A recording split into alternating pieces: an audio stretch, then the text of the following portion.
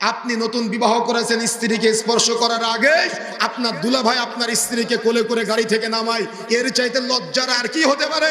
এই নির্লজ্জ 3 নম্বর শ্রেণীর দুলাভাই যারা আছে, এরা মজার ছলে এবং রাগ করে অনেক সময় বলে, শ্যালকের বিয়ে দেওয়ার জন্য মেয়ে দেখতে যাওয়ার সময় আমাকে নিয়ে যায়নি, আমি ওই বিয়েতেই যাব না। কি বলে না এমনটা?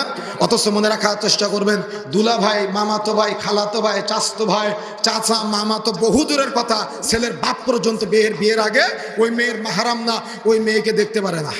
কেন? যে বিবাহের প্রস্তাব দিবে শুধুমাত্র সে মেয়েকে দেখবে, মেয়েকে পছন্দ করবে। যদি ছেলেটা মেয়েকে পছন্দ করে, তাহলে ওই পরিবারের মেয়ে সদস্য যারা আছে, মহিলা সদস্য যারা আছে, তার মানে ছেলের মা, ছেলের খালা, ছেলের ফুফু, ছেলের বোন, একেবারে নিকটের মহিলা সদস্য যারা আছে, তারা মেয়েটার অন্যান্য বিষয়ে খোঁজ খবর নিবে। আর পুরুষ মানুষ যারা আছে, এরা অন্যান্য বিষয়ে আঞ্জাম দেওয়ার চেষ্টা করবে।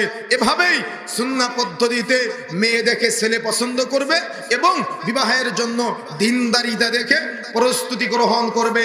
ছেলে একা মেয়ে দেখবে কেন? বিবাহের প্রস্তাব দিবে কে? ছেলে। সংসার কে করবে? ছেলে। ওই মেয়ের বিবাহের পরে তার সৌন্দর্য উপভোগ করতে পারবে কে? শুধুমাত্র তার স্বামী, পৃথিবীর আর কেউ না।